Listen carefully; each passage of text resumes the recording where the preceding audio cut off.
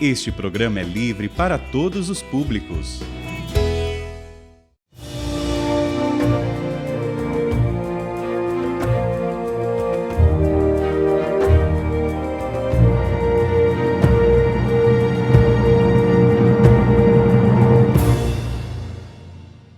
Olá, meus irmãos, estamos então aqui retornando com mais um programa para nós conhecermos sempre mais a história da nossa igreja.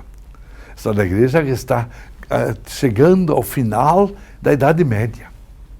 Na última aula nós falávamos do grande século XIII, o século da Eucaristia, quando tínhamos os hereges que vieram difundir uma doutrina falsa, os cátaros albigenses, e a igreja reagindo positivamente com os dois grandes concílios celebrados em Lyon, na França. E realmente foi uma resposta positiva, uma grande resposta, não só mais festa em torno da Eucaristia, mas sobretudo uma data específica para celebrar a Eucaristia, para celebrar a festa, a procissão de Corpus Christi, hinos em favor do Cristo Eucarístico e assim por diante. Só que dizíamos, com esta presença da igreja na França, com os dois concílios ali realizados, vai sempre mais aparecendo a influência francesa na vida da igreja. E isso se traduz em grandes teólogos, grandes bispos, e inclusive grandes cardeais que vão ter presença nos conclaves. O que vai começar a dificultar grandemente os conclaves. Por quê? Porque vamos ter duas facções, os cardeais da Itália e os cardeais da França. E precisaria, para um papa, para eleger um papa, ter os 2/3. E de onde buscar 2/3 se metade são franceses e metade são italianos? Então este é o desafio que nós vamos encontrar agora bem no finalzinho da Idade Média. Precisamente no ano 1392, quando então faleceu o Papa, se reuniu o conclave, e esse conclave não chegava ao fim, não terminava. Eles já passavam 20 meses de conclave, o pessoal de fora ficou irrequieto, não dava mais alimento, não dava mais água, não queria mais dar assistência, todos os funcionários iam embora, mas eles continuaram firmes lá dentro. Então, lá pelas tantas, depois de 27 meses de conclave, trazem para dentro do conclave um velho monge, de nome Pedro Corvara.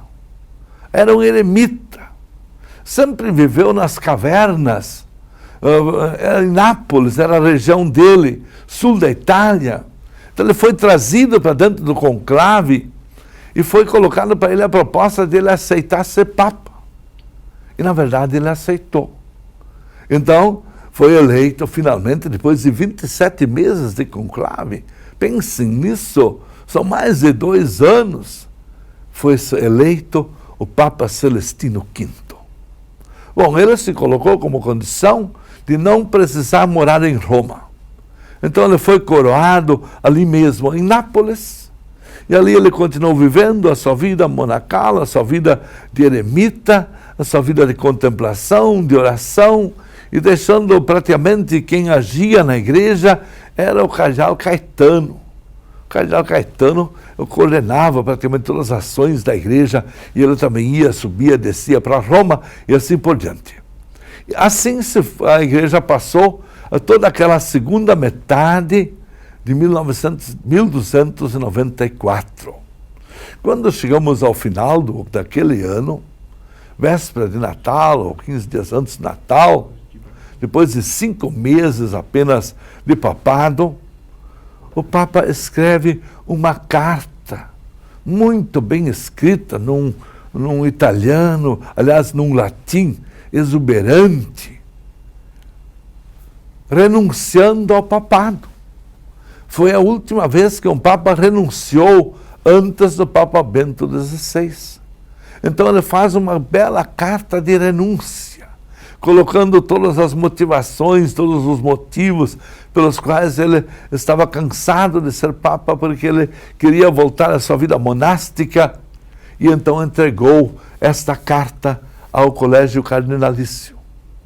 Os cardeais olharam um para o outro e concluíram imediatamente que essa carta não foi ele que a redigiu. Certamente teria tido uma força muito grande do Espírito Santo, que poderia eventualmente ser o cardeal Caetano, que estava sempre ao lado, o Papa orientava e ajudava em tantas coisas. Mas não importa quem foi. Em todo caso, o Colégio Cardinalício aceitou a renúncia do Papa, e quando então foi feita a nova eleição, novo conclave, em apenas um dia o novo Papa foi eleito. E sabe quem foi? O cardeal Caetano, com o nome Papa Bonifácio VIII. Pois então, vamos ao Papa Bonifácio VIII. Evidentemente, ele foi entronizado em Roma. Lá ele foi também coroado. Lá ele começou o seu trabalho. Ele tinha a sua residência oficial em Anani, lá na região suburbicária de Roma, cerca de 30 quilômetros de Roma. Mas a vida do Papa era esta subida para Anani, volta para Roma, trabalho assim assíduo a favor da Igreja. Apenas ele encontrou um grande inimigo. E o grande inimigo era Felipe o Belo da França. Felipe o Belo da França tinha se tornado rei da França, e ele não admitia de forma alguma a renúncia do Papa Celestino V. E ele acusava diretamente o ex-cardeal Caetano, o atual Bonifácio VIII, que ele tinha, portanto, se tornar o Papa de forma ilegal, ilegítima. E ele então combatia exatamente o Papa Bonifácio VIII. E o Papa Bonifácio VIII, ele exigia dos reis, também da França, da Igreja francesa, que era forte, que tinha muitos poderes e muita riqueza, muito dinheiro, exigia os dízimos da França. Exigia que eles ajudassem a Igreja a superar suas dificuldades econômicas lá em Roma. E, evidentemente, Felipe o Belo, a resposta era sempre negativa e trabalhar contra o Papa de todas as formas. E tudo culminou quando Felipe o Belo,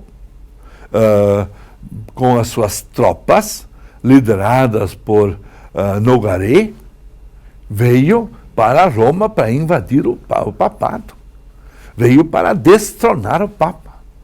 Quando ele chegou em Roma, o Papa não estava em Roma. O Papa estava em Anani.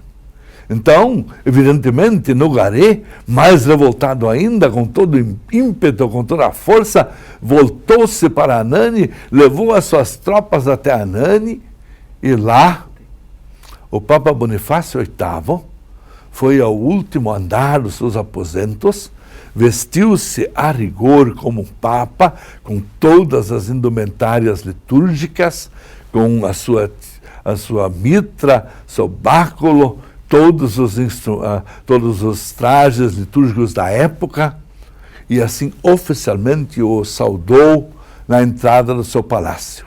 Os acolheu na entrada do seu palácio. E ali eles foram contra a autoridade do Papa. Ali houve o desacato da sua autoridade. E ali começou a se falar no famoso escafo de Anani, o tapa de Anani. Esse tapa de Anani, muito provavelmente, não era um tapa físico, ninguém ia bater no Papa, mas era um tapa psicológico, um tapa moral. Realmente eles foram contra a autoridade do Papa, falaram mal do Papa, difamaram o Papa publicamente. Tanto é que depois o Papa Bonifácio VIII foi aos seus aposentos e ficou de cama, e ficou sempre mais depressivo, sempre mais doente, sempre mais doente, sempre mais doente, e em questão de 15 dias veio a falecer, prematuramente, ainda jovem, tinha apenas exercido o seu cargo durante 6 anos. Era o ano de 1303 e o Papa veio a falecer. Então, nesta ocasião, faz-se então o conclave, e no conclave foi eleito o Papa Clemente VI. Esse Clemente VI era um cardeal francês que nem tinha vindo ao conclave, estava na França. Ele não aceitou vir para Roma. Ele disse: eu aceito, mas quero ser coroado aqui na França, porque eu estou aí ligado ao meu médico, eu não posso viajar, não tenho condições de viajar. E, de fato, ele fica na França. Ele já começa com a história de morar em Avignon. Avignon era um território que pertencia à igreja, pertencia ao Papa de Roma, mas era na França. E lá havia alguns aposentos muito rudimentares, mas ele ficou lá, já foi se instalando. E lá também ele veio a falecer em 1314. Dali veio o segundo Papa, o Papa João XXII.